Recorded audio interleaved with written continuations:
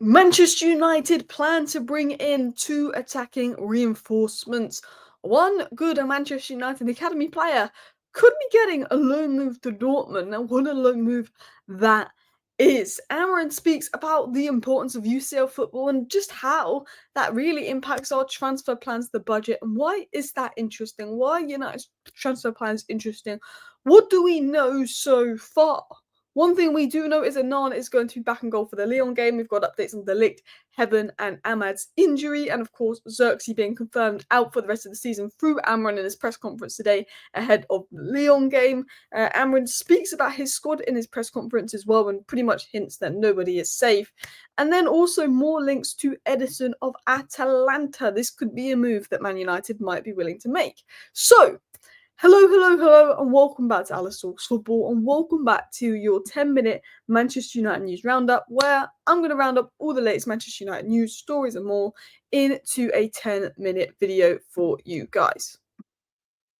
So let's start with Manchester United's attacking plans, because I think we've known for a while we're looking at two attackers. There's always been the sense of one striker, 110, but could United even be looking at two strikers, and could this be a suggestion over Højlund's future? Melissa Reddy came out early today and said this: Victor Osimhen, Liam Delap, and Matheus Cunha are among the players being considered for Ruben Amorim's rebuild. Manchester United ideally want to sign two attackers this summer. So I discussed Matheus Cunha quite a bit in my live show earlier today. United are interested in Cunha. There's a 62 million release clause. Matheus Cunha would pick Manchester United over Newcastle, over Nottingham Forest, and over a lot of the other teams interested in him. But Cunha to Man United is a bit like Elise to Man United last summer. We knew Elise would have picked Manchester United had we got the funds to go in and make a move for him, but we couldn't go in and make the move because we didn't have the funds. It's a little bit like that with Matheus Cunha. He would pick Manchester United, but we've got to make sure we generate the funds to make the move for Cunha, 62 million, and that will come through Rashford, Sancho, and Anthony's exit. We like Cunha. He'd be willing to pick us up at other clubs. He'd be willing to say yes to us, but he's not going to wait around at Wolves for us to pander and make a move late August. If there's a good offer to him in July, he might say, well, I don't know if Man United are going to get the funds or not. I'm not going to risk staying at Wolves, and we might not get him. Liam Delap is another one. We're looking at him, strong interest. 1 minute we're favourites, the other minute Chelsea favourites. Being totally honest, I think Chelsea are slight favourites just for the fact that if they want somebody, they will get that deal done. They're much more efficient in the transfer market than us, but £30 million is a good price. And Victor Osimhen, it looks like Saudi are the favourites due to his wage demands. He's open to going to Saudi, but I would love him at Manchester United. It would be a great deal. Now, interestingly, Melissa Reddy said this: Manchester United ideally want to sign two strikers this summer. So for me, could this suggest a Højlund exit and maybe Xerxes in as a 10? Or are we seeing Cunha as a striker? Now, I think Cunha comes in to be left 10, but Cunha can play striker. So do you bring in Delap and Cunha with the feeling of Cunha could be left 10, but also can be striker? Because Xerxes, Bruno, and Ahmad can all play 10. Mason Mount can play 10 if fit. If we bring in a CM, we've got more license to play Bruno at 10.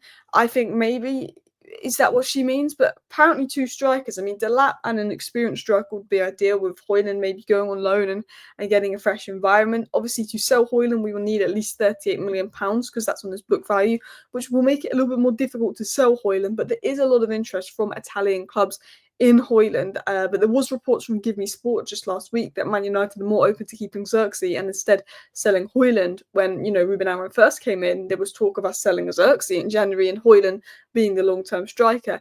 I think there's an acceptance that Højlund, for his career, maybe needs to leave United. He's a Man United fan himself, but apparently he's even had his agent, discussing his future. And I think Højlund knows he might need a way out of United. Højlund's agent was even at Carrington last week, which hasn't been reported yet.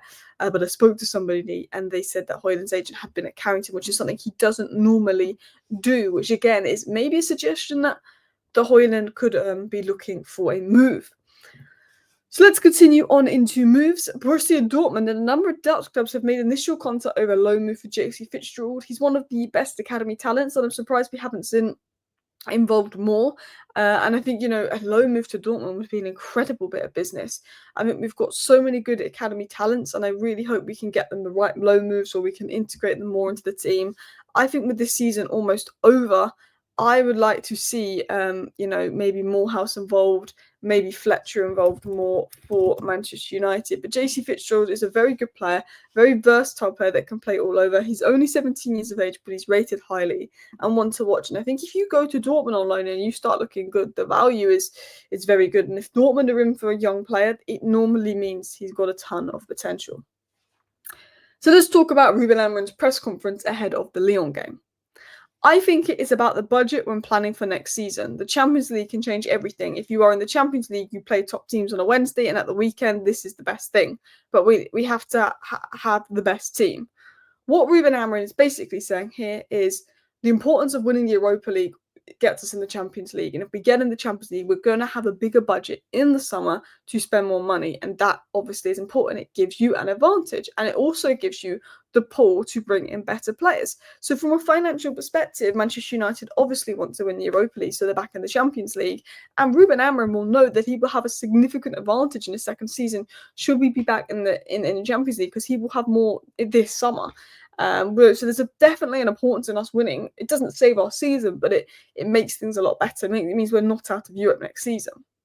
Now, Andre Onana is a player that I think, if we don't get Champions League football, would go, because he was recently trying to increase his wages because he didn't like that this season he got a 25% cut because we weren't in the Champions League. Now, Ruben Amorim has been asked about Onana and his decision to drop him, and he said this: "When I made that decision in the last week, I talked to Andre, and that it was important for me to explain what I'm thinking. I have a conversation with my coaches, but but it's my decision in the end. I think Andre returns to the service competition." What Amorim basically said in his press conference in full was Onana will return in goal versus Lyon, but he felt that it was best to drop Onana for the week. He's had a tough week. He's had a lot going on out of football. He's not been in the right headspace. Maybe let's drop Onana and let him clear his head.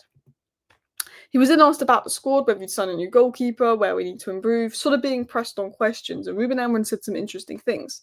He said in regards to improving the squad, he said, "We need to improve every position on the field. Goalkeeper is the same. If our team scores more goals and our strikers are better, we will defend better. Sometimes you have the season where you are underperforming. We are going to make an evaluation for any position in the squad." I read that as, I'm not going to single out a specific player or specific position, because that's not fair. I won't single out my players in public. He will do that in private, behind the scenes. He will shout at them. But that's him saying pretty much every position is up for grabs. Nobody is safe, because nobody's been particularly good. Bruno, safe. Ahmad, safe. Euro, safe. I'd assume De Ligt is safe. Dorgu is then just come in, you'd assume he's safe. I don't think anybody else is safe at Manchester United. And I think right wing back, centre back, goalkeeper, midfielder, 10 and striker, it's all positions that we're looking at. Even another left wing back we could look at, because Dorgu can play right wing back. I think every position at United is being evaluated, but it's the priorities. Striker is clearly the priorities. Is the number 2 priority a 10? Is it a centre mid? Is it a centre back for depth? Is it a wing back now? Is it a goalkeeper? That is the big question.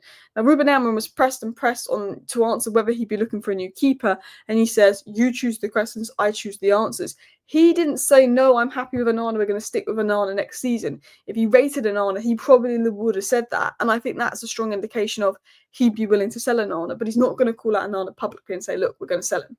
I think that's his way of trying to get around the question, because I think he wants to sell him, if I'm being honest.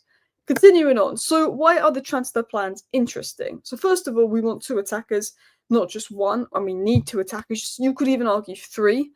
Obviously, Højlund and Garnacho's future very uncertain. We didn't talk about Garnacho today, but it has been reported heavily over the last few weeks that they both could be sold, which would raise extra funds to give us more funds to invest. Onana was dropped, and he was very vague on his long-term future, which suggests to me he would be open to bringing in a goalkeeper. We do have interest in Edison of Atalanta. I'm going to touch upon that in a second. And Laurie Whitwell confirmed last week or the week before that we will be looking to sign a CM this summer. Amorim hints at total squad evaluation and why the Champions League is important, because that will give us more funds to spend. But as nobody's seen as safe, even players like Maino are reported to potentially be up for sale. It's quite interesting. Laurie Whitwell also mentioned this. He spoke about Nana, how originally we weren't really looking at a keeper, but now, striker's the number 1, but we also maybe want another attacker, another midfielder, and a wing back. But now, because of these Nana mistakes, there's a little bit of a disconnect, and we could be looking at a goalkeeper, was said, of course, by Laurie Whitwell. And I think, the goalkeeper links recently and Nana's comments is suggestions. But I think Onana going massively depends on if Saudi come and give the money, we can sell Onana, because if we don't sell Onana, we're not going to have the funds. Maybe we'll replace Ben Davis with someone that can challenge Onana more, but we're not going to have the funds to go big on keeper. Sadly, Xerxes is out for the rest of the season, confirmed. De Ligt should return this season, but no updates on when. Heaven is going to miss the game versus Lyon due to training issues, but hopefully will be back from injury soon. Ahmed Diallo is not ready to return this month, but we want him before the end of the season. So hopefully he could be back mid-May, early May. It's expected he'll be back early May, and if we do get into the semis, he could be back for the second leg of that. Fingers crossed, all goes well. And then, of course, Dylan McBennett spoke about the Edison links and said, look, we are interested in him. He's £50 million rated, but we haven't made any concrete conversations yet. And I think Manchester United aren't going to make any concrete conversations yet unless it's Delap or Cunha, because attack is the priority. Until the summer, they know their budget. They know, if they get Champions League football or not. And when they are really aware of, is Sancho going to go? Is Anthony going to go? Is Rashford going to go? Because that, again, the outs in Champions League can massively impact what we're going to do this summer. Thank you for watching. See you next time. Bye.